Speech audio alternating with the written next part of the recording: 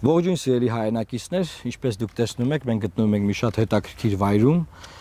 բայց սա սիմվոլիկ է, էլի խորհրդանշական է, ինչու որովհետև Հայաստանի բազմաթիվ մարզերում դուք կարող եք տեսնել նմանատիպ մեծ, փոքր ջերմոցային տնտեսություններ,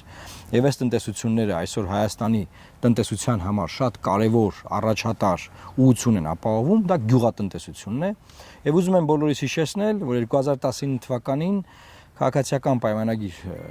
Ուսակցությունը իմ քայլը դաշինքը նախագիծ էր բերել խորհրդան, որպեսզի գյուղատնտեսության նախարարությունը լուծարվի։ Եվ Լուսավոր Հայաստան ֆրակցիան կռիվ էր տալիս պարլամենտում, որ գյուղատնտեսության նախարարությունը չլուծարվի։ Լուծարեցին եւ հենց հիմա Հայաստանում գյուղատնտեսության համար պատասխանատու պաշտոնատար անց չկա, ով որ կզբաղվի Վրաստանում մեր բեռնատարերի խնդիրներով, որ մտնում են Վրաստան եւ խնդիրներ են ունենում, ով որ կզբաղվի Լարսում եւ մնացած բոլոր Ռուսաստանի Դաշնության տարածքներում, էլի մեր գյուղատնտեսության մթերքի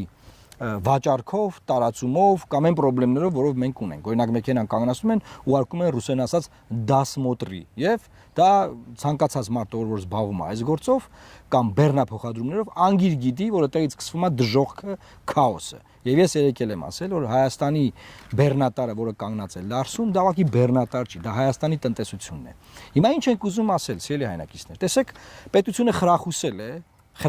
ուշադիր լսեք, որ բանկերով վարկեր լինեն, մարդիկ վարկեր վերցնեն, վարկերով ստեղծեն նմանատիպ ինստիտուտներ, այսինքն ջերմոցային տնտեսություններ, որպեսզի արտադրանք տանք, այդ արտադրանքը վաճառենք, օրինակ, ԵԱՏՄ շուկաներում։ Այդ արտադրանքը վաճառենք Եվրոպական միությունում։ Այսօրվա տվյալներով մենք ունենք մի իրավիճակ, որ գյուղատնտեսական արտադրանքի շուրջ 80%-ը Հայաստանի Հանրապետությունը վաճառում է ԵԱՏՄ շուկաներում, հիմնականում Ռուսաստանի Դաշնություն։ 6%-ը Եվրոպական միություն է գնում։ Մնացած տոկոսները շատ փոքր են, անիմաստ է ասել։ Հիմա ասելի հայրենակիցներ ուզում եմ բոլորիդ իրազեկել, որ մեր կառավարությունը վերջին 5 տարիներին չի արել համապատասխան ռեֆորմները, բարեփոխումները, սննդի չափանիշների բարձրացման եւ մեր արտահանման ուղղությամբ, որպեսզի օրինակ երբ որ մենք խնդրեմ ունենք, իսկ հիմա մենք ունենք խնդրեմ,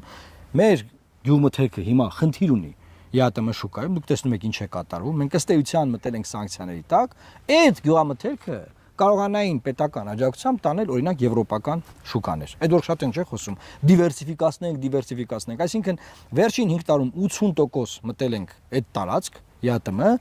եւ վարվող քաղաքականությունը ամբողջությամբ ուղղված է նրան, որ այդ շուկան դրվի սպառնալիքի տակ։ Հիմա ես ուղղակի ապշած եմ, էլի։ Այսինքն մի կողմից մարդկանց խախուսում ես բանկերից վարկեր վերցնեն, նման մեծ բերի տակ վերցնեն, ստեղծեն, կառուցեն, արտադրեն, որ պետք է արդեն տանեն վաճառելու, բայց քաղաքականություն վարեց, որի արդյունքում խնդրեմ ունենաս այնտեղ, միևնույն ժամանակ չանես այն ռեֆորմները, որով ունենաս հնարավորություն տանել այլ դիվերսիֆիկացված շուկաներ։ Մենք այստեղ ենք այս ուղերձը տալու, որովհետև մենք գիտենք, որ այս խնդրեմը հնարավոր է լուծել, սիրելի հայրենակիցներ։ Հնարավոր է լուծել, որովհետև պարլամենտում համապատասխան օրենսդրական փաթեթներով այն չափանիշները, որ Եմեն օրինակ պահանջում էր Հայաստանից, դրանք իրականացնելով ունենալ հնարավորություն ստանալ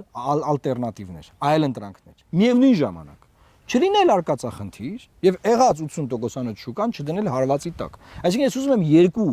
այդ ոնց են ասում, էջի երկու երեսն էլ ցույց տալ մեր ժողովրդին։ Ժողովուրդ, էջի մի երեսն այնա, որ 80% կախված ենք այդ շուկայից,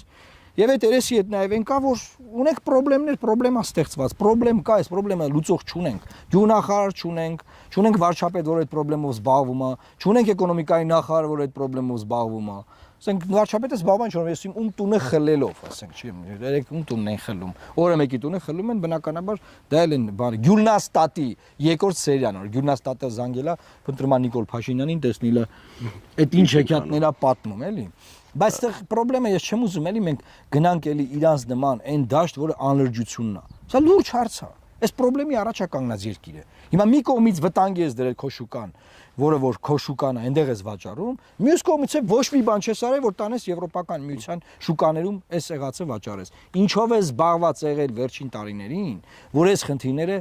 հասցրել ես այս մակարդակին։ Նիկոլ Փաշինյան, ես քեզ աղոված։ Բայց իրականում սա ոչ թե Նիկոլ Փաշինյանն աղոված, որտեղ պարզա որ ինքը ինչով է զբաղված եղել, այս ամեն ինչը մնացել է։ Սա աղոված է մեր ժողովրդին։ մեր հայրենակիցներին։ Չկա որևէ քաղաքական ուժ, որը գիտի, թե ինչպես պետք է անել բարեփոխումներ, այն բարեփոխումները, որոնցով մեր սննդի ստանդարտները արտադրված սննդի, հա, գյուղմթերքի սննդի, կբարձրացվեն այն ստանդարտներին, չափանիշներին, որ մենք կարողանանք այլ շուկաներ փնտրել։ Եվ չկա այլի որևէ քաղաքական ուժ, որը չունենալով կախվածություններ տարբեր շուկաներից, տարբեր տնտեսություններից կարող է մտնել process-ի մեջ, կայունացնել, արկածախնդրությունը դադարեցնել եւ ունենալ լավ հարաբերություններ նաեւ ԵԱՏՄ շուկայով։ Բաժանորդագրվեք Արմաթ մեդիայի ալիքներին սոցցանցերում։ Հետևեք մեզ նաև Armat Media AM կայքում։